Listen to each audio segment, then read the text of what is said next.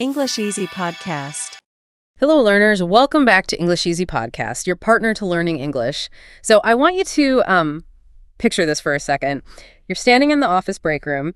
You've got a coffee mug in one hand, and your manager just asked you a direct question about a project. Oh, high pressure. Right. Very high pressure.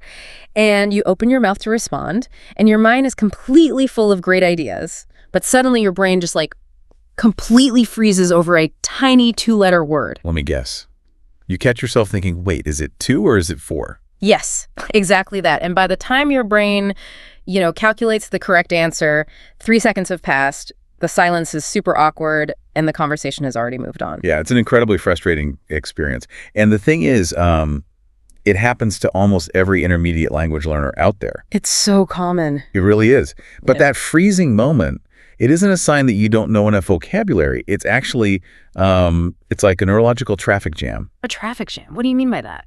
Well, you're trying to apply a really rigid mechanical grammar rule, something you memorize from a textbook, right in the middle of a fluid, real-time human interaction.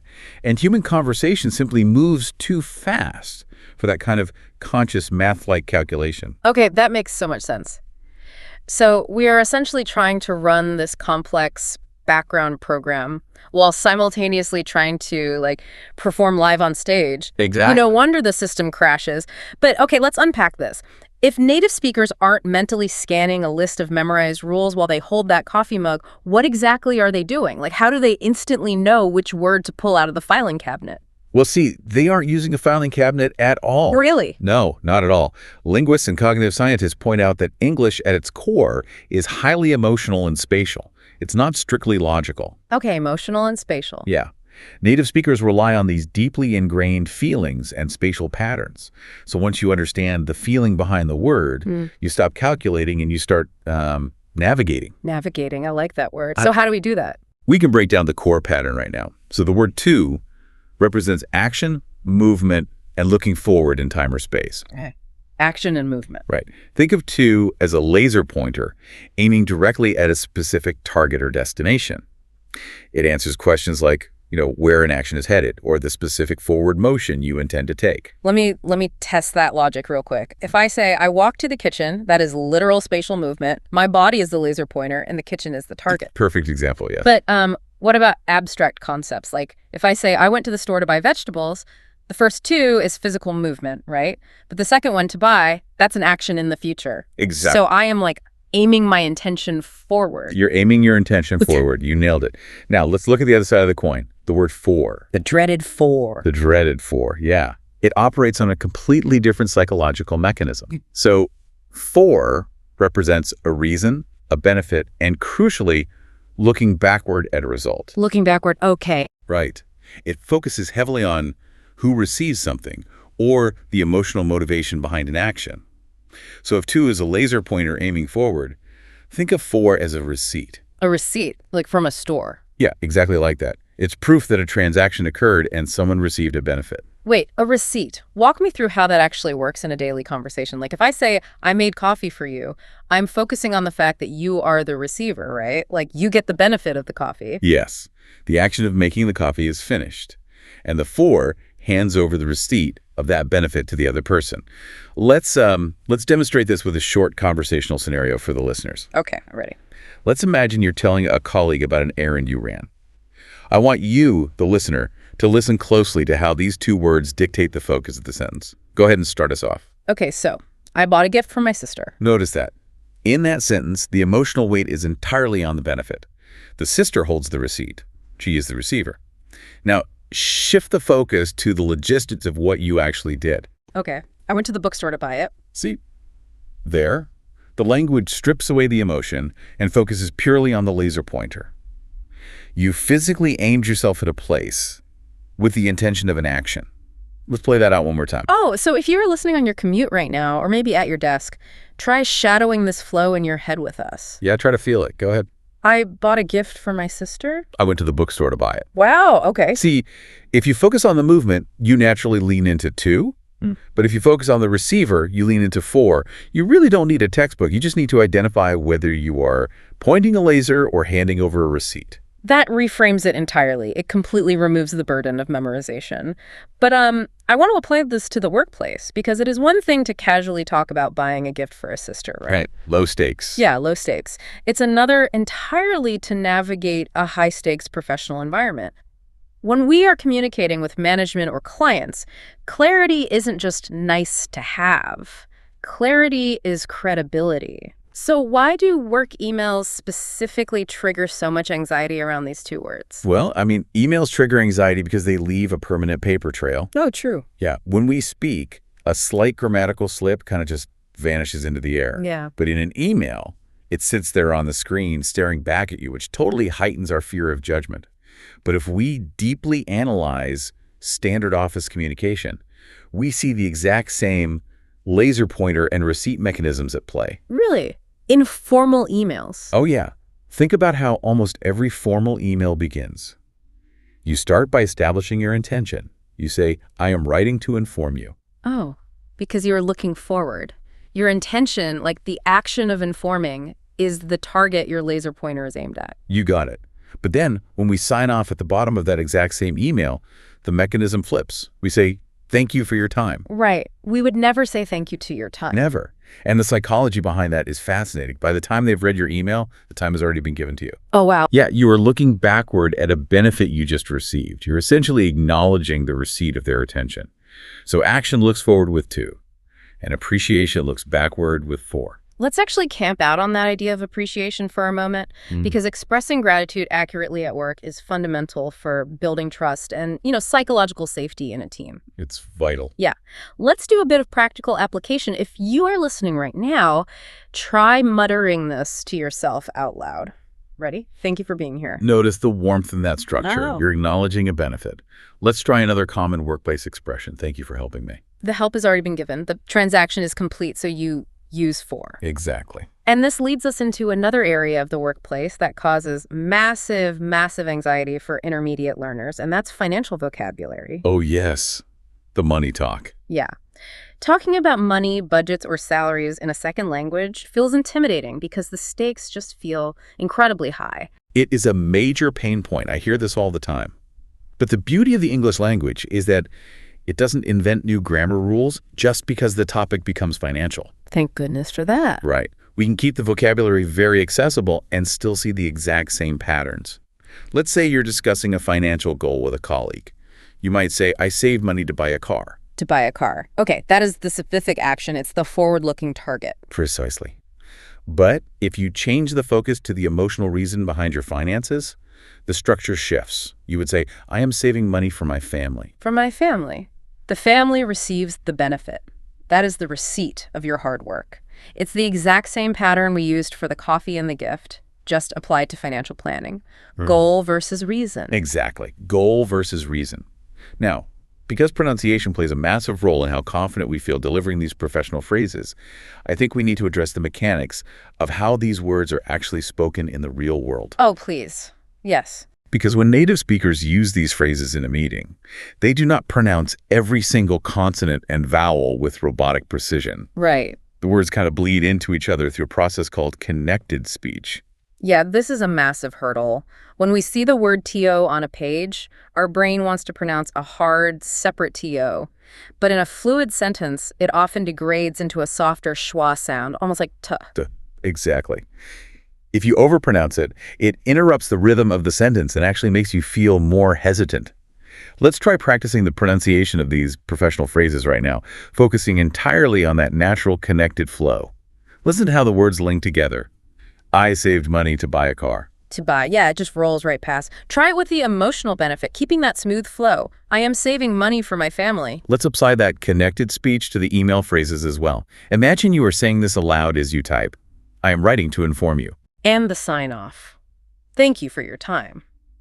By practicing that connected flow, you aren't just improving your accent. You're actually training your brain to trust the pattern automatically. When the mouth knows the rhythm, the brain doesn't have to pause and calculate.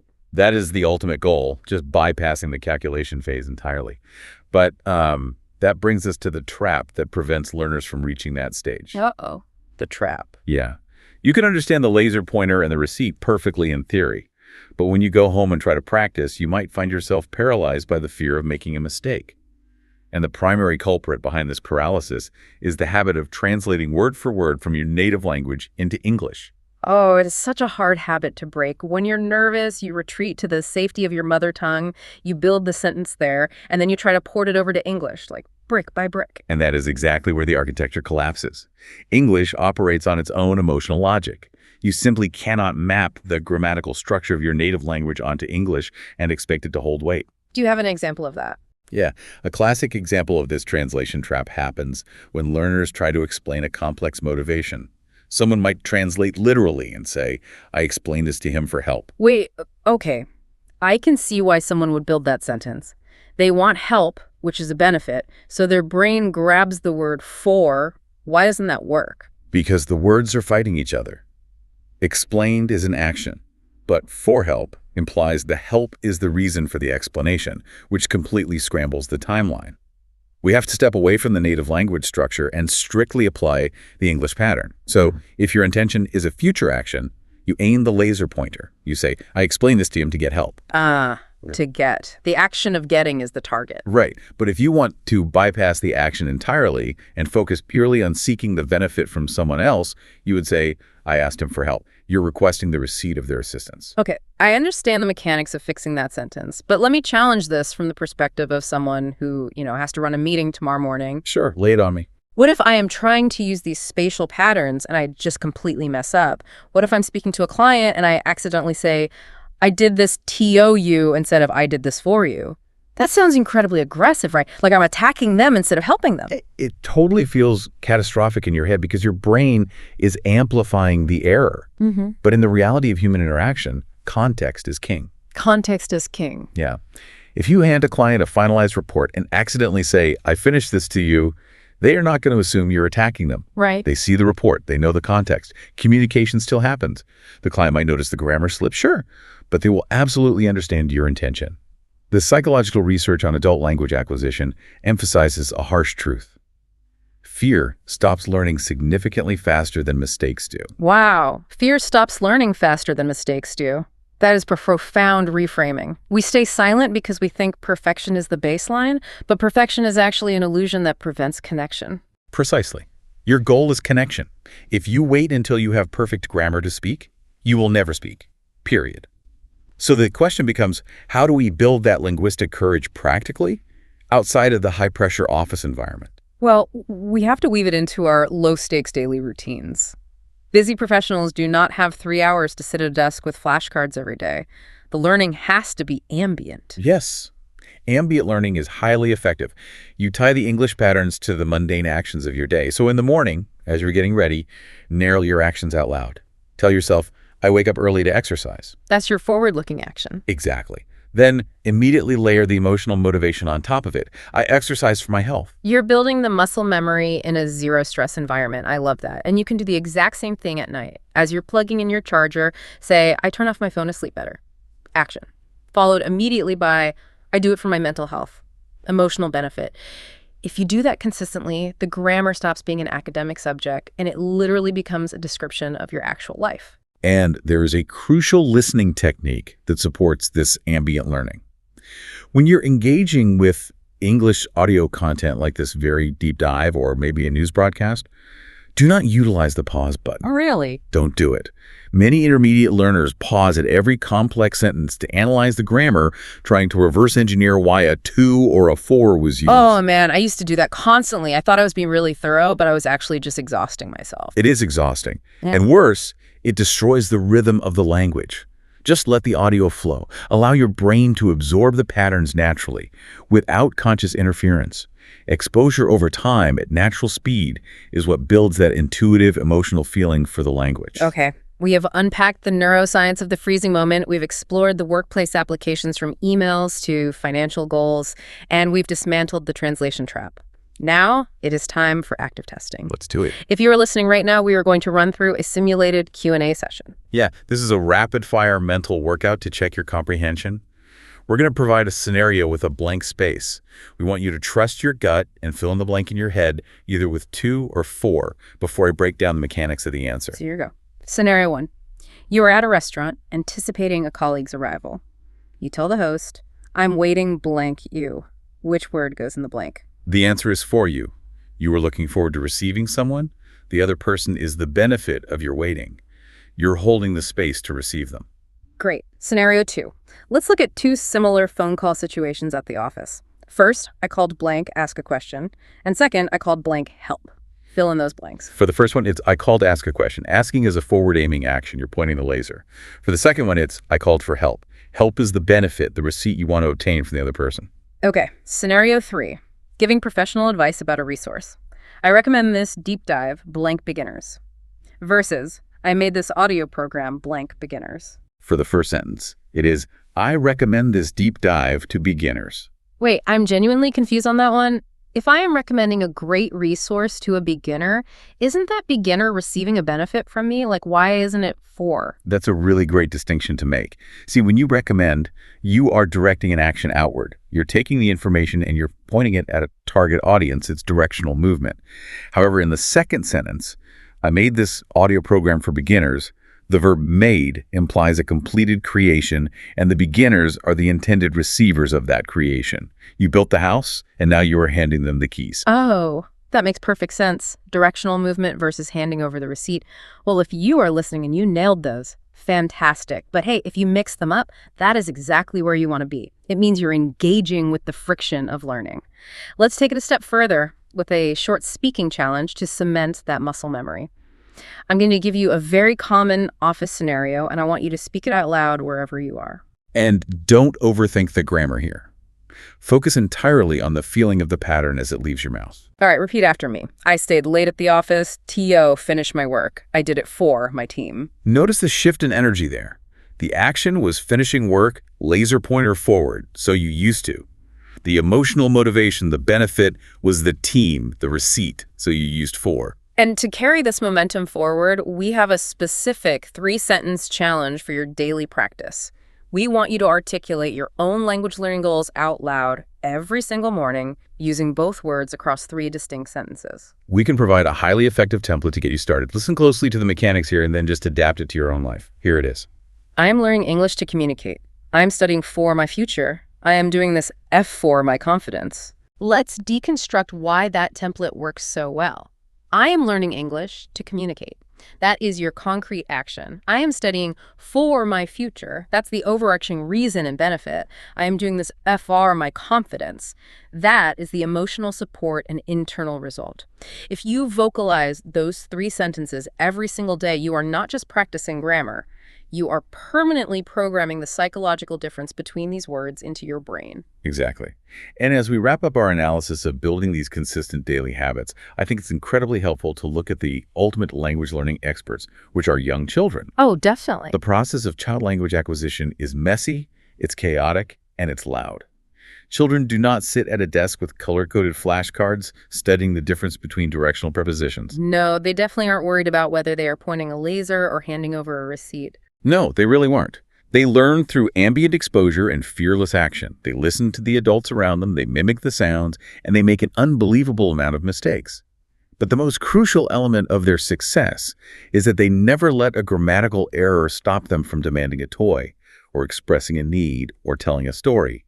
Their desire to communicate completely overrides their fear of being wrong. That is the exact mindset shift we need as adults. We operate under this false assumption that confidence is a prerequisite for speaking. We think, once I master 2 and 4, then I will confidently speak in the meeting. But linguistic research shows it is the exact opposite. Confidence is generated by the physical act of speaking. By pushing through the messy, imperfect interactions, you actually build the neurological pathways. If you practice narrating your routines, and if you allow the language to flow without pausing to analyze every single syllable, one day 2 and 4 will simply become automatic. You won't calculate, you will just speak. Beautifully said. So what does this all mean for you, the busy professional? It means that English isn't a rigid logical trap designed to make you look foolish in front of your colleagues. It is an emotional, spatial tool meant to connect you with other human beings. You are putting in the hard work, you're leaning into the friction of learning, and you are speaking English for the sake of true communication, not to pass a perfectionist's exam. And as we close this deep dive, I want to leave you with one final provocative thought to mull over. If real fluency lives in your daily actions, your genuine emotions, and your willingness to make mistakes, rather than hidden away in some textbook, what is one specific professional conversation you have been avoiding out of fear that you can finally initiate today? Wow. Thank you so much for joining us. Keep practicing, stay fearless, and we will catch you on the next deep dive.